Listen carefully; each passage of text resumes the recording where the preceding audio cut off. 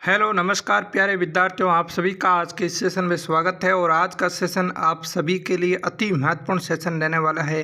विद्यार्थियों, कक्षा 12th राजनीतिक विज्ञान का पेपर आपका बहुत नज़दीक आ चुका है और आप सभी को पेपर में से पूरे नंबर लाने के लिए मैं लगातार शेखावाटी मिशन के वीडियो अपलोड कर रहा हूँ, क्योंकि मैंने ये पिछली परीक्षा में देखा कि लगभग परीक्षा के अंदर शेखावाटी मिशन से 70 से 80% तक के सवाल सीधे डायरेक्ट पूछे जा रहे हैं। तो पॉलिटिकल साइंस के अंदर तो निश्चित रूप से पूरा पेपर शेखावाटी मिशन से बनने वाला है। ये आपके मान के चलिए, आपका एक एक प्रश्न है वो मैं शेखावाटी मिशन से माध्यम से गिनवाने वाला हूँ कि कौन सा प्रश्न कहाँ से आया है। तो मित्रों, सेशन को पूरा देखिए, जहाँ तक हो सके अपने मित्रों को शेयर जरूर करें। अगर आप हमारे YouTube चैनल पर नए हो तो चैनल को मित्रों सब्सक्राइब जरूर कीजिए। इतनी सी आप हेल्प कर सकते हो तो ज़रूर कीजिए। मित्रों, आप अपने आप को अच्छी मेहनत कीजिए। कुछ ही दिन बचे हैं, सेल्फ स्टडी कीजिए। मित्रों 10 दिन बचे हैं, मात्र 10 दिनों के अंदर आप सेल्फ स्टडी जारी रखिए। शादियों का मौसम है, बिल्कुल भी बचे रहें और अपने आप को पढ़ाई के अंदर लगे रहने दें, क्योंकि अपने को क्या करना है, माता पिता के सपने को साकार करना है। तो विद्यार्थियों, एक आपसे और रिक्वेस्ट कर रहा हूं, अभी तक आपने हमारे टेलीग्राम चैनल को ज्वाइन नहीं किया है तो ज्वाइन जरूर कीजिए, क्योंकि उसमें मैं उत्कर्ष क्लासेज के 3 इम्पोर्टेंट मॉडल पेपर डाल दिए गए हैं। पहले डाले हैं, ऊपर जाकर के आप जब देखोगे तो वहाँ मिल जाएंगे। और इसके अलावा 1-2 और इम्पोर्टेंट जो आपके मॉडल पेपर है उसको भी इसमें डाल दिया जाएगा।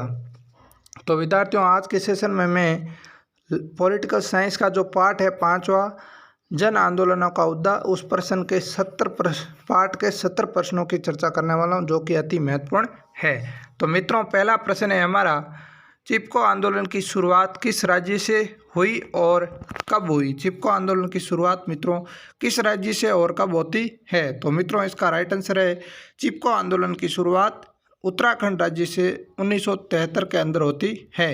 इम्पोर्टेंट सवाल है, परीक्षा में सीधा पूछा जा सकता है। नेक्स्ट है दूसरा प्रश्न, चिपको आंदोलन का प्रारंभ किस रूप में हुआ? तो चिपको आंदोलन का जो प्रारंभ है वो जंगलों की व्यावसायिक कटाई के विरोध के रूप में होता था। जंगलों की किसके रूप में कटाई होती थी? व्यावसायिक रूप में कटाई हो रही थी। जंगल लोग काट करके बेच रहे थे। तब उन्होंने कहा उत्तराखंड के अंदर 1973 के अंदर कौन सा आंदोलन होता है मित्रों? चिपको आंदोलन होता है। नेक्स्ट है तीसरा प्रश्न, चिपको आंदोलन किस श्रेणी का आंदोलन है? तो चिपको आंदोलन है वो पर्यावरणवादी श्रेणी का क्या है, आंदोलन है। तो इम्पोर्टेंट सवाल है, ये भी श्रेणी भी पूछा जा सकता है। और ये चौथा प्रश्न वेरी इंपॉर्टेंट प्रश्न है, आपके हाफ ईयरली एग्जाम के अंदर यानी अर्धवार्षिक परीक्षा के अंदर ये पूछा जा चुका प्रश्न है कि खेती बाड़ी के औजार बनाने हेतु किस पेड़ की लकड़ियों को काम में लिया जाता था? तो इसको मित्रों अंगू के पेड़ की जो लकड़ियां थी उनको खेती बाड़ी के काम के लिए क्या काम के अंदर लिया जाता था, यानी खेती बाड़ी के औजार बनाने हेतु अंगू पेड़ की लकड़ियों को काम में लिया जाता था। आपके हाफ ईयरली यानी अर्धवार्षिक एग्जाम के अंदर ये सवाल पूछा जा चुका है और वार्षिक के अंदर भी पूछा जा सकता है, ठीक है ना। नेक्स्ट है हमारा मित्रों 5वां प्रश्न, चिपको आंदोलन की सबसे अनूठी विशेषता क्या है? चिपको आंदोलन की सबसे अनूठी विशेषता क्या है? तो मित्रों, इसका राइट आंसर होगा कि चिपको आंदोलन की सबसे अनूठी विशेषता क्या है? महिलाओं की आंदोलन में सक्रिय भागीदारी थी। चिपको आंदोलन में महिलाओं की इस आंदोलन के अंदर क्या थी मित्रों? सक्रिय भागीदारी थी। नेक्स्ट है हमारा 6वां प्रश्न, चिपको आंदोलन के परिणाम स्वरूप सरकार ने हिमालयी क्षेत्रों में पेड़ों की कटाई पर कितने वर्षों की रोक लगाई? तो मित्रों, इसका राइट आंसर है, सरकार ने कितने वर्षों की? 15 वर्षों की रोक लगाई थी। कितने वर्षों की? 15 वर्षों की रोक लगाई। नेक्स्ट है हमारा 7वां प्रश्न, मार्क्सवादी लेनिनवादी समूहों की किस नाम से जाना जाता है? तो मार्क्सवादी और लेनिनवाद जो समूह है उनको नक्सलवादी के नाम से जाना जाता है। किस नाम से? नक्सलवादी के नाम से जाना जाता है। नेक्स्ट है 8वां प्रश्न, स्वतंत्रता के पश्चात देश में विकास का कौन सा मॉडल अपनाया गया? वेरी इंपॉर्टेंट सवाल है मित्रों, सीधा एग्जाम के अंदर पूछा जा सकता है। स्वतंत्रता के पश्चात देश में विकास का नियोजित विकास का मॉडल अपनाया था। कौन सा मित्रों? नियोजित विकास का मॉडल अपनाया गया। नेक्स्ट है हमारा 9वां प्रश्न, नियोजित विकास का मॉडल अपनाने के क्या लक्ष्य थे? तो मित्रों इसके लक्ष्य थे आर्थिक समृद्धि और आय को समतापूर्ण बंटवारा। आय का कैसा? समतापूर्ण बंटवारा। आर्थिक समृद्धि होनी चाहिए और आय का है वो समतापूर्ण बंटवारा होना चाहिए।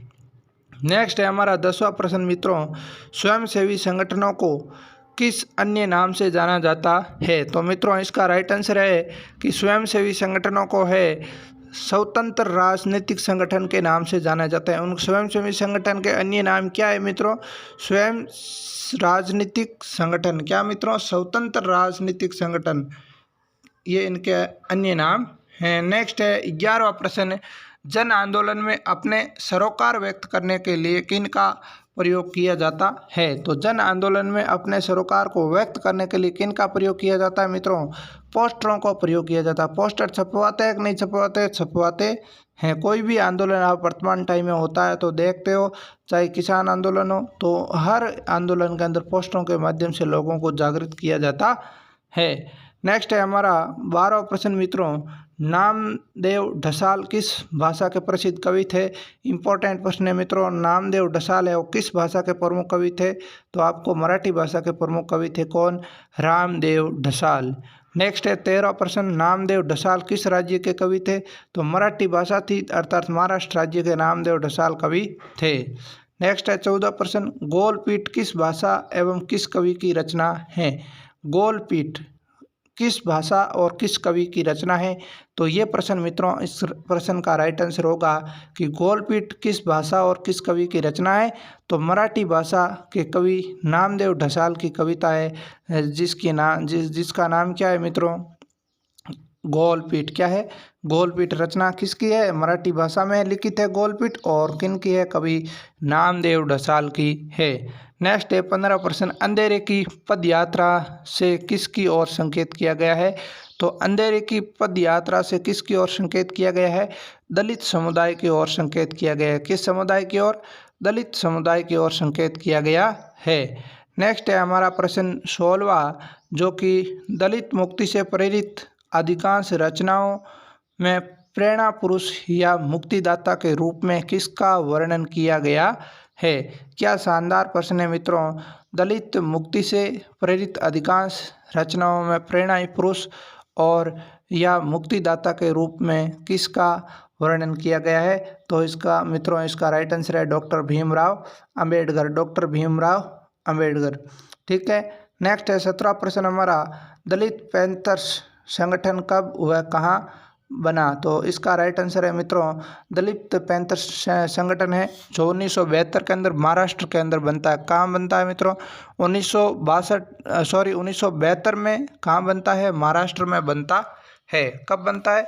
1972 के अंदर दलित पैंथर्स नामक जो संगठन है वो महाराष्ट्र राज्य के अंदर बनता है।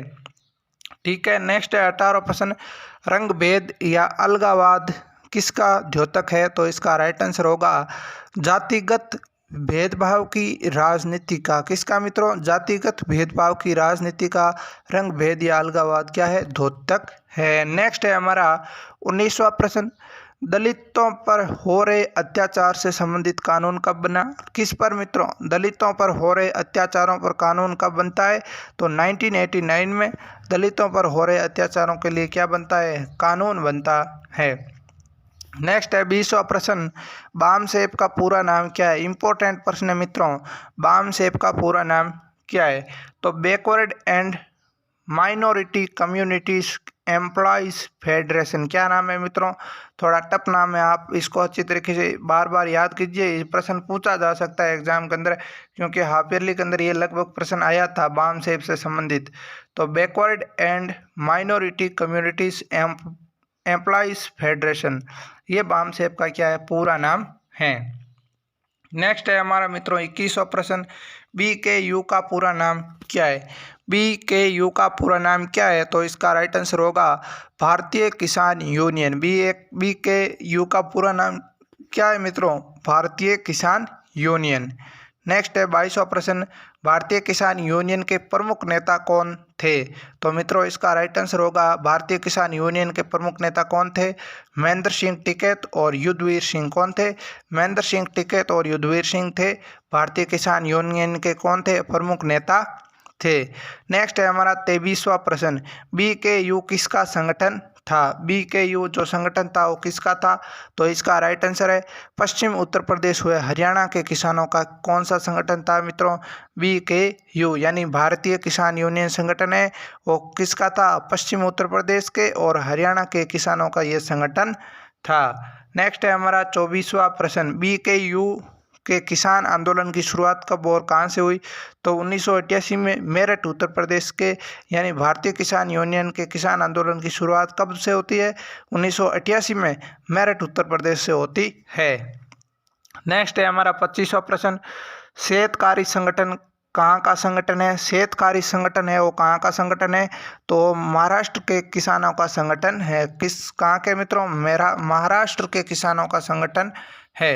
नेक्स्ट है रैयत संघ किस राज्य का किसान संगठन है? कौन सा मित्रों? रैयत संघ किस राज्य का किसान संगठन है? तो इसका राइट आंसर होगा कर्नाटक राज्य का जो किसान संगठन है उसका नाम है रैयत संघ। क्या नाम है मित्रों? रैयत संघ।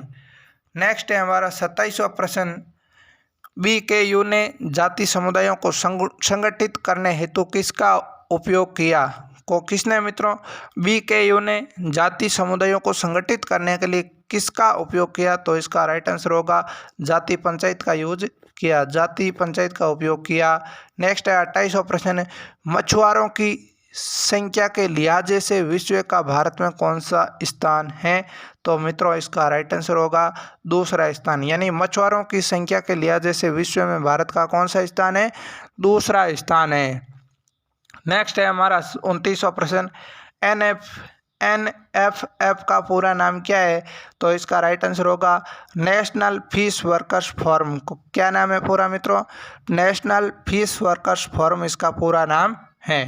नेक्स्ट है हमारा 30वां प्रश्न, मत्स्य आकेट किस सूची का विषय है? कौन सा मित्रों?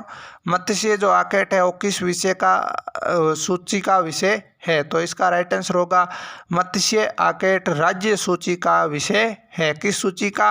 राज्य सूची का विषय है। नेक्स्ट है हमारा 31वां प्रश्न, नेशनल फिश वर्कर्स ने केंद्र सरकार के साथ अपनी पहली कानूनी लड़ाई है वो कब लड़ी है?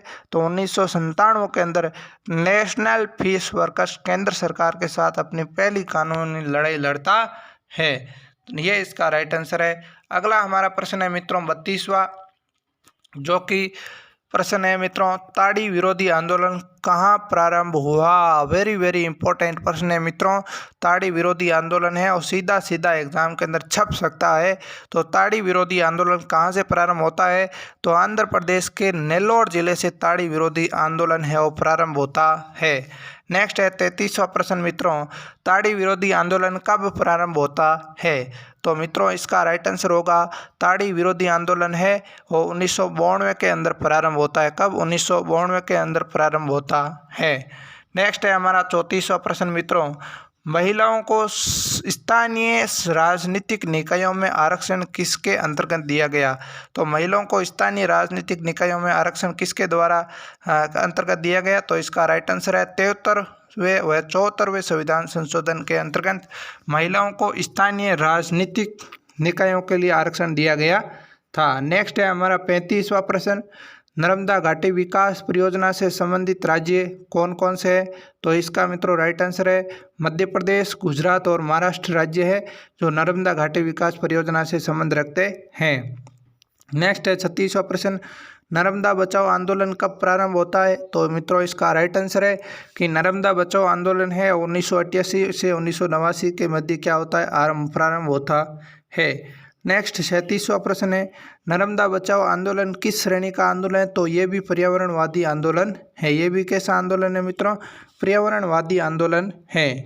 नेक्स्ट है मित्रों हमारा 38वां सवाल, राष्ट्रीय पुनर्वास नीति कब जारी हुई? राष्ट्रीय पुनर्वास नीति कब जारी होती है? तो 2003 के अंदर राष्ट्रीय पुनर्वास नीति जारी होती है। 39वां प्रश्न है, MKSS का पूरा नाम लिखिए। तो इसका नाम है मजदूर किसान शक्ति संगठन? क्या मित्रों? मजदूर किसान शक्ति संगठन MKSS का पूरा नाम है। नेक्स्ट है हमारा 40वां प्रश्न, मजदूर किसान शक्ति संगठन का संबंध किस आंदोलन से है? मजदूर किसान शक्ति संगठन का संबंध है और किस आंदोलन से है? तो इसका राइट आंसर होगा सूचना के अधिकार के आंदोलन से है। नेक्स्ट है हमारा 41वां प्रश्न, सूचना के अधिकार का आंदोलन कब और कहां से प्रारंभ हुआ? सूचना के अधिकार का जो आंदोलन है वो कब और कहां से प्रारंभ होता है? तो इसका मित्रों राइट आंसर है 1990 में राजस्थान से प्रारंभ होता है। सूचना के अधिकार का आंदोलन कहां से? 1990 के अंदर राजस्थान से प्रारंभ होता है। नेक्स्ट 42वां प्रश्न है, सूचना का अधिकार विधेयक को राष्ट्रपति से ने कब स्वीकृति दी? मित्रों, सूचना का अधिकार जो विधेयक था उसको राष्ट्रपति ने कब स्वीकृति दी? तो 2005 के अंदर राष्ट्रपति ने क्या दी? उसको स्वीकृति दी। नेक्स्ट अगला हमारा प्रश्न है मित्रों 43वां, चिपको आंदोलन किन कारणों से प्रारंभ होता है? चिपको आंदोलन के प्रारंभ होने के पीछे क्या कारण थे? इंपॉर्टेंट प्रश्न है मित्रों। चिपको आंदोलन के लिए उत्तरदायी कारण निम्नलिखित है। तो पहला कारण है मित्रों, यहाँ स्थानीय ग्रामीणों को कृषि उपकरणों हेतु अंगू पेड़ को काटने की अनुमति नहीं देना तथा और खेल सामग्री निर्माता कंपनियों को जंगलों की व्यावसायिक कटाई की अनुमति देने की घटना का विरोध करना।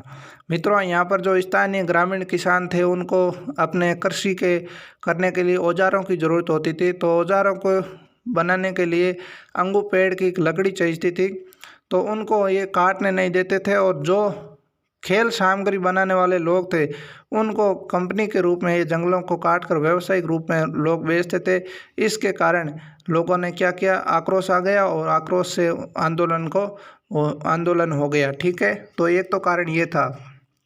दूसरा कारण था ग्रामीणों द्वारा स्थानीय लोगों के जल, जमीन और जमीन पर कारगर नियंत्रण की मांग करना। ग्रामीणों द्वारा स्थानीय लोगों के जल, जंगल और जमीन पर कारगर नियंत्रण की मांग करना। तीसरा सवाल है, ठेकेदारों द्वारा पुरुषों को शराब की आपूर्ति करने के कारण महिलाएं इस आंदोलन में भागीदारी बनी। चौथा कारण है, लोगों द्वारा पारिस्थितिकी संतुलन को नुकसान पहुंचाए बिना यहाँ का विकास सुनिश्चित करने की मंशा थी। तो इन कारणों से मित्रों चिपको आंदोलन है वो प्रारंभ होता है। नेक्स्ट है हमारा 44वां प्रश्न कि चिपको आंदोलन का क्या प्रभाव हुआ? चिपको आंदोलन का क्या प्रभाव होता है? तो मित्रों इसका राइट आंसर है चिपको आंदोलन के निम्नलिखित प्रभाव हुए थे। पहला प्रभाव हुआ था, सरकार ने 15 वर्षों के लिए हिमालयी क्षेत्रों में पेड़ों की कटाई पर रोक लगा दी। चिपको आंदोलन होने के बाद सरकार ने 15 वर्षों तक कहाँ हिमालयी क्षेत्र में जो पेड़ थे उनको कटाई के लिए रोक लगा दी थी। इस आंदोलन ने अनेक आंदोलन के प्रेरणा स्रोत के रूप में भूमिका निभाई। और तीसरा है, इस आंदोलन के परिणाम स्वरूप ग्रामीण क्षेत्रों में व्यापक जन जागृति का क्या होता है, उदय होता है, जन जागृति लोगों के अंदर आती है। नेक्स्ट है हमारा 45वां प्रश्न जो कि काफ़ी अच्छा प्रश्न है मित्रों, राजनीतिक दलों से स्वतंत्र आंदोलन या स्वयंसेवी संगठनों के आंदोलन के विकास के कारण बताइए। तो मित्रों इसका राइट आंसर है 70 और 80 के दशक में राजनीतिक दलों ने स्वतंत्र आंदोलन का उदय हुआ, जिसके निम्न कारण थे। पहला कारण था मित्रों, समाज के कई तबकों का राजनीतिक दलों के आचार व्यवहार से मोह भंग हुआ। क्या मित्रों? समाज के कई तबकों का राजनीतिक दलों के आचार व्यवहार से मोह भंग हुआ। दूसरा है, बेरोजगारी और गरीब के बरकरार रहने के कारण सरकार की आर्थिक नीतियों के प्रति निराशा का भाव होना। ठीक है। तीसरा है, समाज में जाति, लिंग और आर्थिक स्थिति पर आधारित असमानता ने गरीबी के मसले को अधिक जटिल बना दिया। चौथा है मित्रों, राजनीतिक रूप से सक्रिय कई समूहों का विश्वास लोकतांत्रिक संस्थाओं और चुनावी राजनीतिक से उठ गया। तो मित्रों ये काफ़ी अच्छा प्रश्न है। जो भी दर्शक लाइव देख रहे हैं प्रीमियर हमारा, तो एक बार सेशन को लाइक कीजिए और अपने मित्रों को शेयर जरूर कीजिए। अगर आप चैनल पर नए हो तो मित्रों चैनल को सब्सक्राइब जरूर करें। मित्रों चैनल को सब्सक्राइब कीजिए और अपने मित्रों तक शेयर जरूर कीजिए।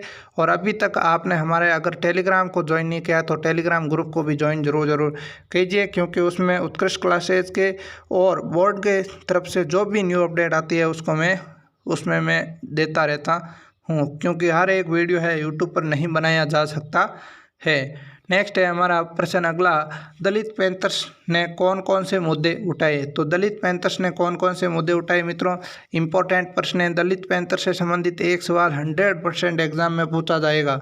तो दलित पैंथर्स ने दलित समुदाय से संबंधित सामाजिक असमानता, जातिगत आधार पर भेदभाव, दलित महिलाओं के साथ दुर्व्यवहार, दलितों के सामाजिक और आर्थिक उत्पीड़न आदि का विरोध किया और इसके साथ ही आरक्षण के कानूनों तथा सामाजिक न्याय की नीतियों को कारगर क्रियान्वयन की मांग की। तो ये मित्रों दलित पैंथर्स के क्या थे, प्रमुख मुद्दे थे। अच्छी तरीके से याद करें, ये भी प्रश्न पूछा जा सकता है। एक बड़ा प्रश्न 100% इस पार्ट में से आएगा। ठीक है, अगला हमारा 47वां प्रश्न है, दलित पैंथर्स क्या है, इसकी प्रमुख मांगें क्या थी।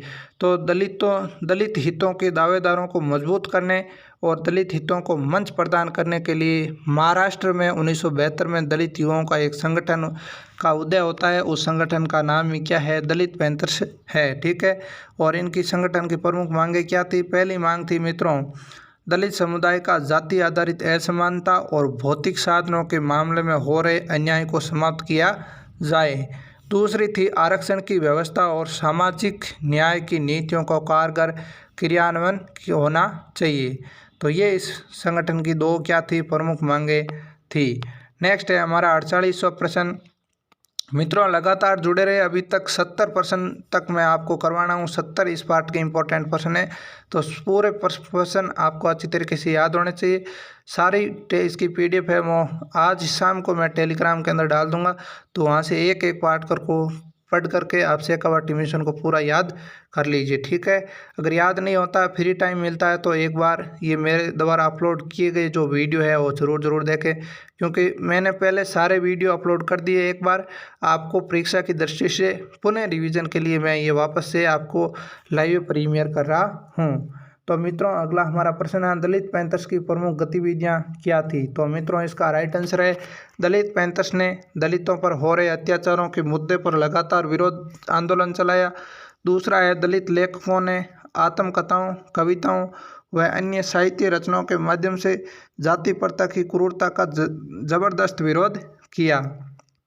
तीसरा है, भूमिहीन गरीब किसान, शहरी औद्योगिक मजदूरों व दलितों सहित सभी वंचित वर्गों को संगठित करने का क्या किया, प्रयास किया। तो ये मित्रों इसका राइट आंसर है, जो कि काफ़ी इम्पोर्टेंट प्रश्न है।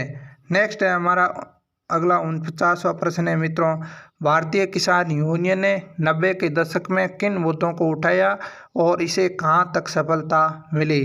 तो मित्रों सबसे पहले एग्ज़ाम को आप में क्या प्रश्न पढ़ने का तरीका अच्छा होना चाहिए। सबसे पहले एग्ज़ाम के अंदर ध्यान से प्रश्न पढ़ें, फिर उत्तर देने की कोशिश करें। कभी कभी ऐसा होता है हमें उत्तर तो आता है उस प्रश्न का, लेकिन हम उस प्रश्न को सही ढंग से न पढ़ने के कारण उस प्रश्न का उत्तर हम गलत लिख करके आ जाते हैं। इसलिए आपसे मेरा विशेषतः निवेदन है कि आप एग्ज़ाम के अंदर सर्वप्रथम प्रश्न पत्र को अच्छी तरीके से पढ़ लीजिए। तो इसका मित्रों राइट आंसर है, भारतीय किसान यूनियन ने 1990 के दशक में किसानों की दुर्दशा सुधारने के लिए क्या किए मित्रों, अनेक मुद्दों पर क्या है बल दिए थे। पहला है मित्रों बिजली की दर में वृद्धि का विरोध करना। दूसरा है गन्ने और गेहूं की सरकारी खरीद मूल्य में बढ़ोतरी करना। तीसरा है कृषि उत्पादों के अंतर्राज्यीय आवाजाही पर लगी पाबंदियों को हटाने की मांग की। चौथा है किसानों के बकाया कर्ज माफ़ करना, किसानों के बकाया कर्ज को माफ़ करना। और तीसरा है मित्रों किसानों के लिए पेंशन का प्रावधान करने की मांग है, वो भारतीय किसान यूनियन ने 90 के दशक में उठाई। तो इम्पोर्टेंट प्रश्न है मित्रों, पांचों मांगे आपको याद रखनी है। इसको याद कैसे रखोगे मित्रों, वर्तमान को दर्शी को या माध्यम से इसको याद कर सकते हैं अपन। कैसे कि बिजली की वृद्धि दर का विरोध करना। बिजली यानी जैसे बिजली बिल है वो अभी भी वर्तमान में हमारे भी राजस्थान के अंदर बढ़ेगा, तो किसान निश्चित रूप से क्या करेंगे, आंदोलन करेंगे। उसके बाद गन्ने एवं गेहूं की सरकारी खरीद मूल्य में बढ़ोतरी होनी चाहिए, तो ये भी किसानों के माध्यम से करनी चाहिए। उत्पादकों यानी कृषि उत्पादकों को अंतर्राज्यीय आवाजाही पर लगी पाबंदियों को हटाना चाहिए। यानी जो किसान राजस्थान का किसान है वो हरियाणा में जाकर के अपनी फसल को बेच सकता है, राजस्थान का किसान उत्तर प्रदेश में जाकर के अपनी फसल को क्या कर सकता है, बेच सकता है। ऐसी पाबंदी को हटाना, तो ये भी मित्रों वर्तमान टाइम का मुद्दा है जो कि ये किसान आंदोलन हुआ था, इसके माध्यम से। तीसरा है किसानों को बकाया कर्जा माफ़ करना। सरकार को, राजस्थान सरकार से किसान वर्तमान में भी यही मांग कर रही है कि हमारा कर्जा क्या करें, माफ़ करें। ठीक है। पांचवा प्रश्न है किसानों को लिए पेंशन योजना प्रदान करनी चाहिए। क्या करनी चाहिए? किसानों को पेंशन योजना प्रदान करनी चाहिए, जो कि राजस्थान सरकार ने काफ़ी लोगों को 60 या 65 वर्ष से अधिक जो वृद्ध लोग हैं उनके लिए कर दी है। तो इस बात को वर्तमान दृश्य के साथ जोड़कर आप याद रख सकते हो। अगला हमारा प्रश्न है मित्रों, भारतीय यूनियन के निम्नलिखित सफलताएं मिली। भारतीय यूनियन को क्या क्या सफलताएं मिली, तो इसके बारे में थोड़ी चर्चा करते हैं। तो पहली सफलता मिली मित्रों, BKU के समान ही शेतकारी संगठन महाराष्ट्र और रैयत संगठन कर्नाटक ने भी किसानों के लिए ऐसी ही मांगे की, जिनसे किसान आंदोलन का दायरा बढ़ा। और दूसरा है मित्रों, BKU ने क्या किया, अन्य किसान आंदोलनों के साथ मिलकर अपनी कुछ मांगे मनवाने की सफलता प्राप्त की। ठीक है। तो ये इनको BKU भारतीय किसान यूनियन को 2 सफलताएं मिली। ठीक है। अगला हमारा 50वां प्रश्न है, भारतीय किसान यूनियन की विशेषता बताइए। तो पहली विशेषता है मित्रों, भारतीय किसान यूनियन ने सरकार से अपनी मांगे मनवाने के लिए रैली किए, धरना किया, प्रदर्शन किया और जेल भरो अभियानों का सहारा लिया। दूसरा है BKU यानी भारतीय किसान यूनियन ने किसानों को लामबंद करने के लिए जातिगत जुड़ाव का सहारा लिया। तीसरा है मित्रों, BKU ने भारतीय किसान यूनियन की संपूर्ण गतिविधियों एवं धन संग्रहण व संचालन में जाति पंचायत की महत्वपूर्ण भूमिका रही। तो ये मित्रों इसका क्या है, राइट आंसर है। नेक्स्ट है हमारा 51वां प्रश्न है, भारतीय किसान यूनियन के उदय के कारण को समझिए। क्या कारण था मित्रों? तो इसका राइट आंसर है, भारतीय किसान यूनियन यानी पश्चिमी उत्तर प्रदेश में हरियाणा के किसानों का ये क्या था, एक संगठन था जिसके उदय के निम्नलिखित कारण थे। तो पहला कारण था BKU के अधिकांश किसान एक खास समुदाय के सदस्य थे, और दूसरा कारण था BKU के सदस्य जाति पंचायत की व्यवस्था से परस्पर जुड़े हुए थे। तो इन 2 कारणों के कारण भारतीय किसान यूनियन का क्या होता है, उदय होता है। नेक्स्ट है हमारा 52वां प्रश्न मित्रों, कि नेशनल फीस वर्कर्स फोरम जो आंदोलन को समझे। नेशनल फीस वर्कर्स फोरम का जो आंदोलन हुआ था, इनको आप समझिए। तो मित्रों इसका राइट आंसर है, भारत के पूर्वी और पश्चिम तटीय इलाकों में हजारों हजार परिवार मत्स्य आकेट से जुड़े हुए हैं। भारत के पूर्वी और पश्चिमी तटीय इलाकों से हजारों हजार परिवार है और मत्स्य आकेट से जुड़े हुए थे। इसके बाद मित्रों सरकार द्वारा मशीनरीकृत मत्स्य आकेट और बड़े पैमाने पर मत्स्य दोहन के लिए क्या चलाए थे, बॉटम ट्राउलिंग की अनुमति देने से क्या हुआ, मछुआरों के जीवन व आजीविका के समकक्ष संकट खड़ा हो गया। मछुआरों के स्थानीय संगठनों ने इस आंदोलन इसका विरोध किया और बाद में इसे संगठनों ने अपना एक राष्ट्रीय मंच बनाया जिसे नेशनल फिश वर्कर्स फोरम का नाम दिया गया। और इस संगठन में 1997 में क्या होता है, पहली बार केंद्र सरकार ने अपनी कानूनी लड़ाई लड़ी और उसमें सफलता मिली। तो ये मित्रों फिश वर्कर्स फोरम का आंदोलन को आपने समझा। एग्जाम की दृष्टि से अति महत्वपूर्ण प्रश्न है, पूछा जा सकता है। मित्रों लगातार आप हमारे साथ सेशन को देखते रहिए और अपने मित्रों को शेयर जरूर कीजिए, क्योंकि आपका मित्र भी दोस्तों ऐसे इम्पोर्टेंट प्रश्नों से वंचित नहीं रहे। हमारा उद्देश्य मित्रों यूट्यूब पर मित्रों आपके साथ जुड़ना इसलिए है क्योंकि आपको अच्छे से अच्छे हर एक प्रश्न याद हो जाए और इन्हीं में से अधिकतर प्रश्न आ रहे हैं। तो मित्रों अगला हमारा प्रश्न है 53वां, सूचना के अधिकार के आंदोलन की विवेचना कीजिए। इससे पहले मित्रों अब मैं ये आपसे थोड़ी सी रिक्वेस्ट करूँगा कि आप कहाँ से इस सेशन को देख रहे हो, कमेंट बॉक्स में उस ज़िले का नाम लिख करके सेंड जरूर कीजिए, ताकि उनसे हमें भी क्या जोश आए और हम अच्छी तरीके से आपको पढ़े। राजस्थान के किस ज़िले से इस सेशन को आप देख रहे हो तो उसको कमेंट बॉक्स में ज़रूर कमेंट लिखे। ठीक है। तो इसका मित्रों राइट आंसर है सूचना के अधिकार के आंदोलन की विवेचना कीजिए। तो मित्रों इसका राइट आंसर है सूचना अधिकार के आंदोलन की शुरुआत 1990 में होती है। सूचना के अधिकार आंदोलन की जो शुरुआत होती है 1990 में होती है। इसका नेतृत्व मजदूर किसान शक्ति संगठन ने किया। इस संगठन ने अकाल राहत कार्य और मजदूरों को दी जा रही पगार के रिकॉर्ड सार्वजनिक करने की मांग की। इस संगठन ने 1994 और 1996 में जन सुनवाई नामक कार्यक्रमों का आयोजन किया और प्रशासन को मामले में अपना पक्ष रखने को कहा। इस आंदोलन के दबाव में राजस्थान सरकार ने पंचायती राज अधिनियम में संशोधन किया और पंचायतों पर सूचना अधिकार लागू किया। नेक्स्ट है 1996 में MKSS ने सूचना के अधिकार को लेकर राष्ट्रीय समिति का गठन कर इसे राष्ट्रीय अभियान को रूप दिया। ठीक है। वर्ष 2004 में सूचना के अधिकार का विधेयक संसद में प्रस्तुत किया और राष्ट्रपति ने 2005 में इसे विधेयक की स्वीकृति प्रदान की। तो ये मित्रों सूचना के अधिकार आंदोलन था, इसकी विवेचना की। नेक्स्ट है हमारा 54वां प्रश्न। मित्रों क्या प्रश्न है मित्रों, आंध्र प्रदेश में चले शराब विरोधी आंदोलन ने देश का ध्यान कुछ गंभीर मुद्दों की तरफ खींचा। ये मुद्दे क्या थे? तो मित्रों आंध्र प्रदेश में चले शराब विरोधी आंदोलन ने देश का ध्यान है कुछ गंभीर मुद्दों की तरफ खींचा। तो ये मुद्दे क्या थे? तो मित्रों इसका राइट आंसर होगा कि शराब विरोधी आंदोलन ने देश के ध्यान को गंभीर मुद्दों की ओर खींचा। पहला है शराबखोरी की लत से पुरुषों की शारीरिक और मानसिक स्वास्थ्य पर क्या होता है? कमजोर होना। दूसरा है शराबकारी के कारण पुरुषों के कार्य क्षमता कम होना और कमजोरी के आदत बढ़ना। ठीक है। तीसरा है शराब माफियों ने सक्रिय रहने से अपराधों का क्या बढ़ावा मिला। चौथा है अपराध और राजनीति के मध्य घनिष्ठ संबंध होने लगा। और पांचवा इस आंदोलन ने दहेज प्रथा, घरेलू हिंसा, लैंगिक असमानता, महिलाओं के यौन उत्पीड़न के प्रति समाज में जागरूकता पैदा की। तो ये मित्रों इम्पोर्टेंट प्रश्न है, वेरी वेरी इंपॉर्टेंट प्रश्न है, सीधा एग्जाम के अंदर ये पूछा जा सकता है। शराब विरोधी आंदोलन के क्या क्या प्रमुख मुद्दे थे।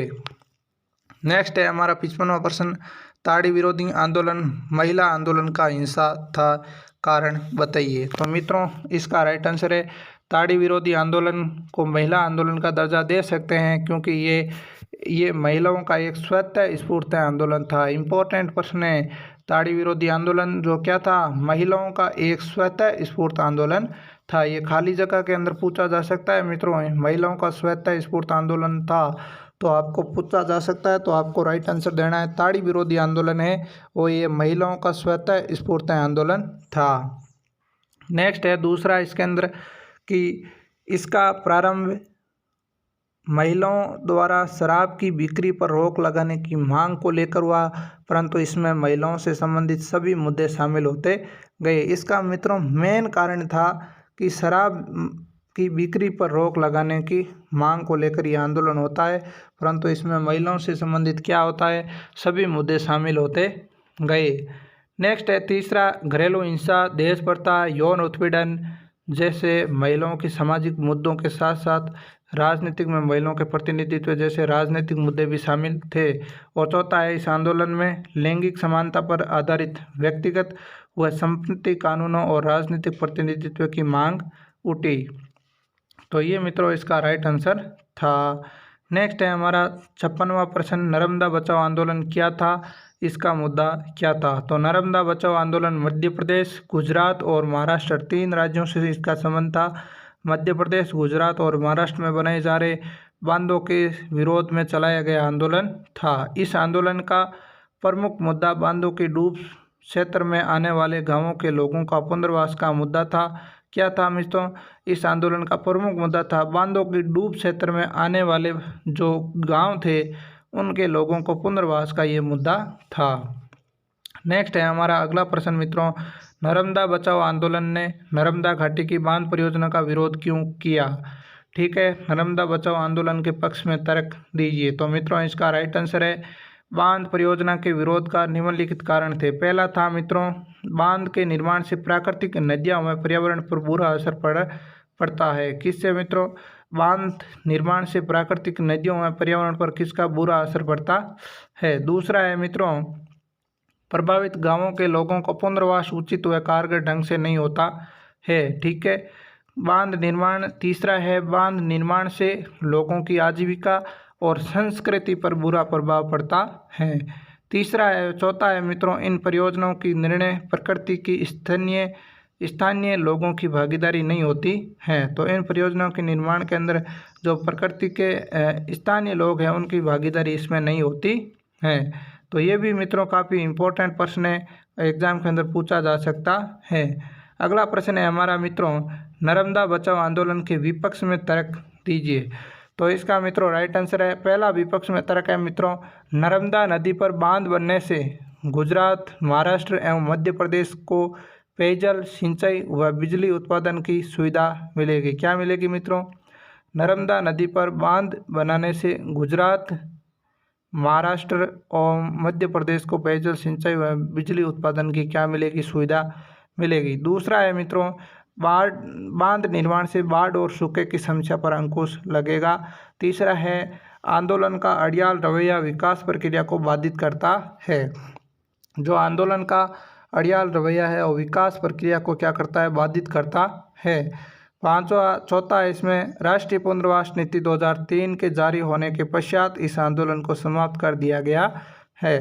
तो नर्मदा जो बचाओ आंदोलन समाप्त कब होता है? 2003 को ये क्या होता है? समाप्त होता है। अगला हमारा प्रश्न है मित्रों, जन आंदोलनों ने देश में लोकतंत्र को मजबूती दिलाने के लिए क्या किए मित्रों?